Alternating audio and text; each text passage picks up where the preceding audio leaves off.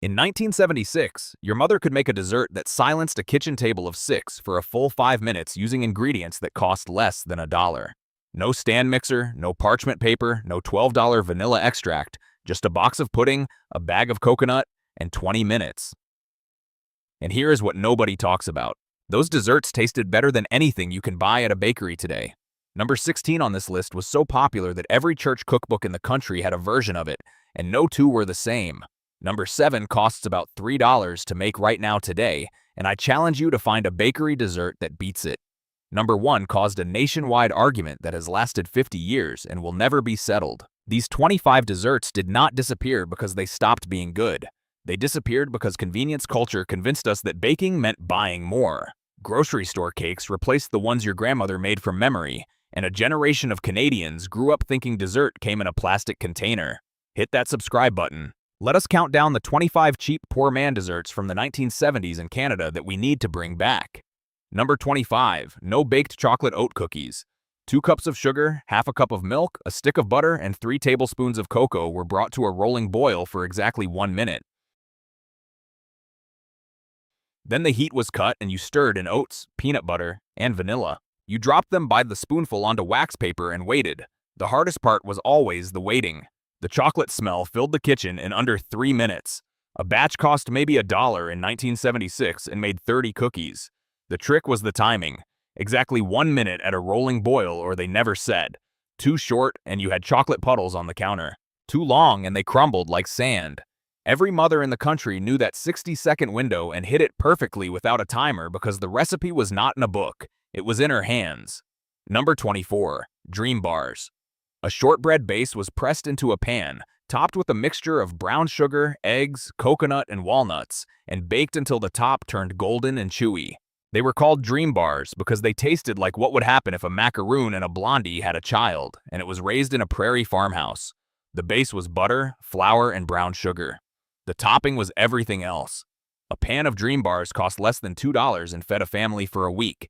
Church bake sales across the country sold them wrapped in wax paper for 25 cents each, and they were always the first thing to sell out. Number 23, Puffed Wheat Squares. Puffed wheat cereal, corn syrup, butter, brown sugar, and cocoa are melted together, then pressed into a pan. The squares were chewy and chocolatey, and they stuck to your teeth in a way that was half annoying and half the entire point. Every prairie grandmother made these because puffed wheat was cheap, and the recipe took 10 minutes. A pan of them cost about $75. They showed up at hockey tournaments, school bake sales, and Sunday dinners. And they stayed fresh in a tin on the counter for a week if nobody got to them first. Outside of the prairies, most Canadians have never heard of puffed wheat squares. Inside the prairies, they are as fundamental as butter tarts. Number 22, Matrimonial Cake. A layer of oat crumble on the bottom, a thick layer of sweet date filling in the middle, another layer of oat crumble on top, baked until the edges crisped and the dates bubbled. The oats were there because flour was expensive and oats were not. The dates were there because they were cheap, sweet, and kept forever in the pantry. The recipe came from the Mennonite and prairie communities of Manitoba and Saskatchewan in the 1930s, and by the 70s it was in every church cookbook in the country. Some called it matrimonial cake, some called it date squares. The argument about the name was second only to the argument about whether the top layer should be thick or thin. Number 21, Vinegar Pie. This sounds impossible. A pie made from vinegar, sugar, butter, eggs, and flour. No fruit, no chocolate, no cream. Just a filling that baked into a smooth, tangy custard that tasted like a distant cousin of lemon meringue without the lemon. Vinegar pie was a Depression-era invention kept alive through the 50s, 60s, and 70s by women who remembered what it meant to make dessert from what was already in the cupboard. A bottle of vinegar cost pennies. The rest of the ingredients were staples.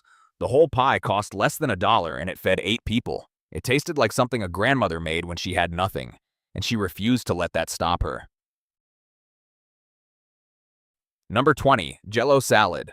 It was not a salad. It was a dessert disguised as a side dish so people could eat it without guilt. A box of Jell-O, a tin of crushed pineapple, a handful of miniature marshmallows, and a container of Cool Whip were folded together and set in the fridge for 3 hours. Some versions used lime Jell-O and cottage cheese. Some used strawberry Jell-O and bananas. Some used orange Jell-O with mandarin segments and a pretzel crust. Those orange versions were served at nearly every funeral in the country. Jell-O salad was the dessert that nobody admitted to loving, but everybody went back for seconds. It appeared at every church potluck, every family reunion, and every Canada Day picnic from 1955 to 1985. Number 19. Apple Brown Betty. Stale bread torn into pieces. Was layered in a baking dish with sliced apples, brown sugar, butter, and cinnamon. Baked until the top turned crisp and the apples softened into a warm, syrupy mess beneath the bread. This was the dessert that existed specifically to use up stale bread and soft apples at the same time. It cost almost nothing because both main ingredients were things that would otherwise be thrown away. In the fall, when the apple trees came in across Ontario and British Columbia, Apple Brown Betty was on the table 2 or 3 nights a week. It was served with a pour of cream or a scoop of ice cream, in a kitchen that had neither. It was eaten plain from the dish with a spoon. Number 18. Rice pudding. Leftover rice, milk, sugar, an egg, vanilla, and a handful of raisins. Bake slowly in the oven until the top formed a golden skin and the rice absorbed the milk and became creamy. This was the dessert that turned yesterday's supper into today's treat. The rice was already cooked. The milk was already in the fridge. The rest was just sugar and thyme. A dish of rice pudding cost less than $50. It fed a family, and it tasted like the kitchen had been working all afternoon, even though it took 5 minutes to assemble. Children who grew up eating it cannot smell cinnamon without being 9 years old again, sitting at the counter waiting for the pudding to cool enough to eat. Number 17. Blueberry Grunt. A maritime classic. Wild blueberries simmered in a pot with sugar and lemon juice until they bubbled and thickened. Spoonfuls of biscuits dough dropped on top. Lid on, 15 minutes of steaming and the dumplings puffed and the blueberries softened into a thick purple sauce beneath them. The grunt in the name came from the sound the blueberries made as they cooked. A low bubbling that was halfway between a simmer and a complaint. In Nova Scotia and New Brunswick, blueberry grunt was the dessert that said summer. You made it with berries you picked yourself from the bushes along the highway, and the whole thing cost nothing except the flour and sugar for the dumplings. First pattern break. Here's the thing about these desserts that the food industry does not want you to remember. They were cheap. A pan of date squares cost $6. A vinegar pie cost $1. A batch of no-baked cookies cost $75. You could make dessert for a family of 6 for less than the price of a single grocery store muffin today. That is not nostalgia. That is mathematics. The reason these desserts disappeared is not that they stopped tasting good. It is that the companies that sell cake mixes and frozen desserts and bakery counter cupcakes make no money when a woman bakes a pan of squares from oats, dates, and butter that she already owns. Every dessert on this list uses ingredients that grocery stores cannot mark up. Flour, sugar, butter, oats, eggs. The profit margin on a bag of oats is pennies. The profit margin on a frozen cheesecake is dollars. That is why one is advertised and the other is forgotten. Number 16. Saskatoon Berry Pie. If you did not grow up on the prairies, you have probably never tasted a Saskatoon berry. They look like blueberries, but they taste like something else entirely. Sweeter, nuttier, with a hint of almond that has no business being in a berry. Indigenous peoples harvested them for centuries before settlers arrived and started putting them in pie crust. A double crust pie filled with Saskatoon berries, sugar, and a squeeze of lemon was the dessert of July and August across Alberta and Saskatchewan. You picked the berries yourself from the bushes that grew along every river in Cooley, and the pie cost nothing except flour, butter, and sugar for the crust. It was free dessert made from a berry that most of the country has never heard of. And that is one of the great injustices of Canadian food. Number 15. Maple Sugar Pie. Tart Auker. Maple syrup, cream, and sometimes an egg were poured into a pie shell, then baked until the filling set into a dense, almost fudgel-like sweetness. This was Quebec's dessert. It appeared at sugar shacks in March, at Christmas Eve tables in December, and at every family gathering in between. The filling was so sweet it made your teeth ache and so rich that a thin slice was enough. A whole pie cost about $2 to make because the maple syrup was local, the cream was local, and the crust was flour and lard. In the rest of Canada, this pie barely exists. In Quebec, leaving it off a holiday table would be grounds for a family argument. Number 14. Bread pudding with rum sauce. Stale bread soaked in a mixture of milk, eggs, sugar, and vanilla. Baked until it puffed and set, then drowned in a sauce made from butter, sugar, and a generous pour of rum. This was the dessert that proved stale bread was not a problem, but an opportunity. The bread softened in the custard, the raisins plumped, the top turned golden, and the rum sauce made the whole thing taste like a celebration, even when the occasion was Tuesday. In Newfoundland, bread pudding was served after Jig's dinner on Sundays, and the rum sauce was not optional. It was the whole point. Number 13. Sugar cookies from a recipe card. Not the kind from a tube, The kind your grandmother made from a 3x5 card written in pencil that lived in a tin box beside the stove. Flour, butter, sugar, an egg, vanilla, and baking powder. Mixed in a bowl, rolled on the counter, cut with a glass or a cookie cutter, baked for 8 minutes. The dough was soft and sweet, and the cookies were barely golden on the edges and still pale in the center, and they tasted like nothing that has ever come out of a plastic package. The recipe card was stained with butter fingerprints, and the measurements were in her handwriting, and nobody had ever copied it because she was always there to make them. When she was gone, the card went into a drawer and the cookies stopped being made. Number 12. Flapper pie. A graham cracker crust pressed into a pie plate. A thick vanilla custard filling poured in and cooled. A layer of meringue piled on top and browned under the broiler until the peaks turned golden. This was a prairie dessert from the 1920s that survived through 5 decades because the ingredients were cheap, and the result was beautiful. The graham crust was faster than pastry. The custard was eggs, milk, sugar, and cornstarch. The meringue was egg whites and sugar. A whole pie cost about $1.50. Every cafe on the prairie served a version, and every farm wife had her own recipe, and the arguments about whether the meringue should be stiff or soft could end a friendship if you were not careful. Second pattern break. Here's a question that deserves an answer. When did Canadians stop baking? In the 1970s, most families baked something at least once a week. By the 1990s, that number had dropped by half. By 2020, most Canadian households did not own a rolling pin. The kitchen that used to smell like cookies on Saturday afternoon now smells like whatever was reheated in the microwave. The loss is not just the food, it is the hour. The hour that a mother or a grandmother spent in the kitchen with flour on her hands and a child standing on a chair beside her watching. That hour is where every recipe on this list was passed down. Not through cookbooks, through proximity, through standing close enough to see how much vanilla she poured without measuring, how she knew the dough was right by the feel of it, how she tested the oven temperature with her hand instead of a thermometer. When the baking stopped, the teaching stopped. And when the teaching stopped, the recipes died. Number 11. War cake. A dense, dark spiced cake made without eggs, without butter, and without milk because none of those things were available during the war. And the recipe survived into the 70s because the women who invented it never stopped making it. The recipe used water, lard, brown sugar, raisins, cinnamon, cloves, and flour. The cake was moist from the raisins and rich from the spices, and it kept for days without going stale. It was the dessert that said, "We have almost nothing, but we still have enough to make a cake." That was a sentence that meant something in 1943 and still means something now. Number 10. Pudding chômeur. Unemployment pudding. A simple white cake batter was poured into a pan. Then a hot syrup of maple syrup or brown sugar and water was poured over the top. As it baked, the cake rose and the syrup sank, creating a layer of warm, sticky sweetness beneath a layer of soft cake. It was invented by factory women in Montreal during the Depression, and it cost almost nothing. It gave families who had lost nearly everything the dignity of dessert. The name was a badge. It said, "We are poor and we are still eating cake and you cannot take that from us."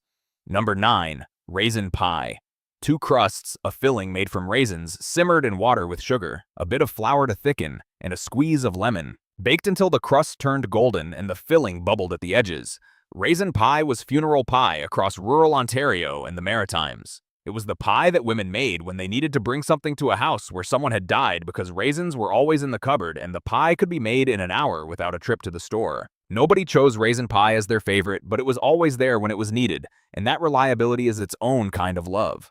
Number 8. Nanaimo bars. 3 layers. A bottom of chocolate, graham cracker crumbs, coconut, and walnuts pressed into a pan. A middle of custard-flavored butter icing, smooth, yellow, and sweet.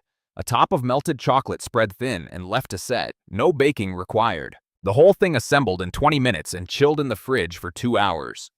Named after the city of Nanaimo on Vancouver Island, these bars became the most recognizable Canadian dessert in the country. Every potluck, every bake sale, every Christmas cookie tray had them. They were the dessert that said, "This kitchen is Canadian."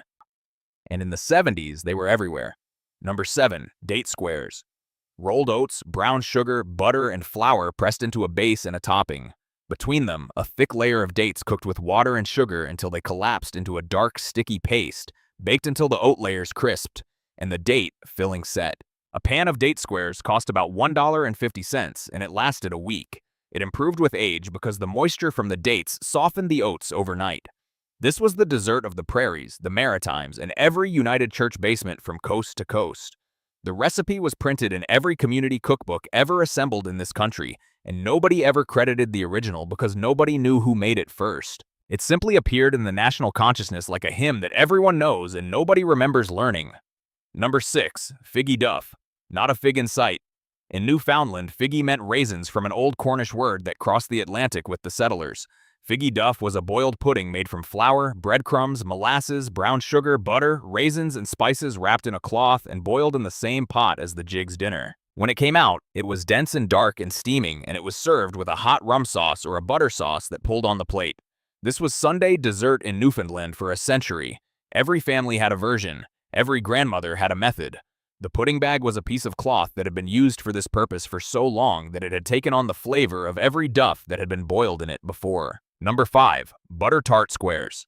For families who loved butter tarts but did not have the patience or the wrist strength to make pastry shells, there were squares. A shortbread base pressed into a pan. A butter tart filling of brown sugar, butter, eggs, corn syrup, vanilla, and raisins poured over the top. Baked until the filling set and the edges bubbled. Same taste, less work. One pan cost about $2, and it could be cut into 16 squares, each as satisfying as any tart from a bakery counter.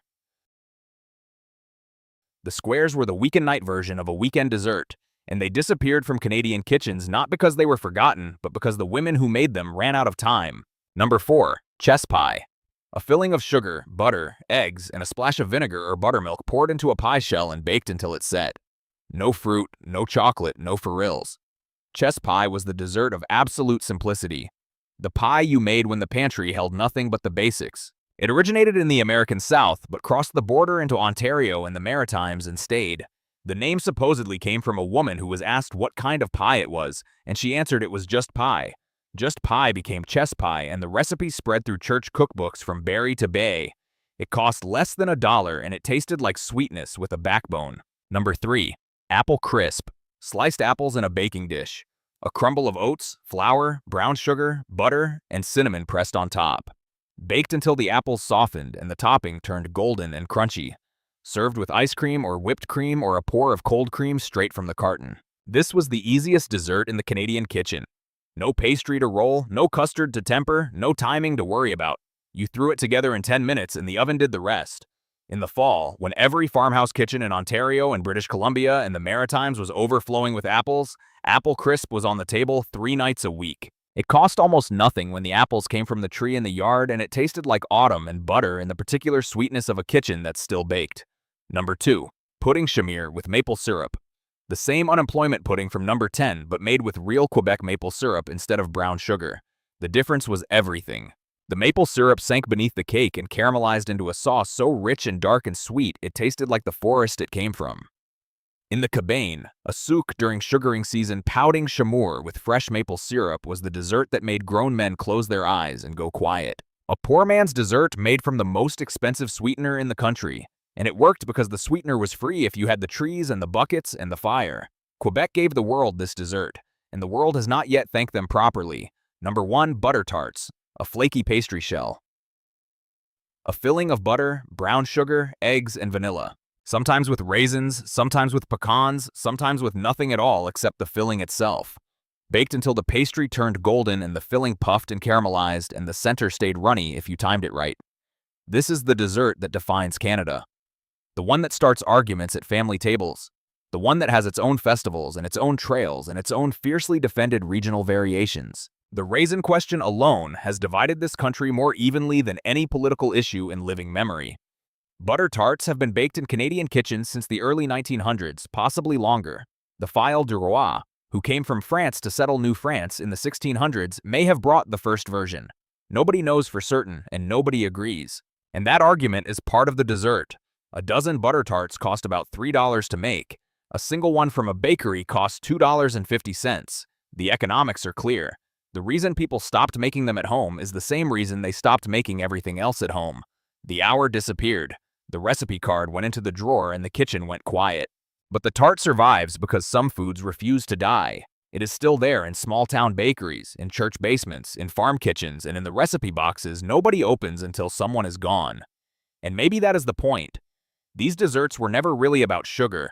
They were about making something out of almost nothing and setting it down in front of people you loved. So here's the challenge. Pick one of them this week. Make the no-bake cookies. Make the date squares. Make the apple crisp.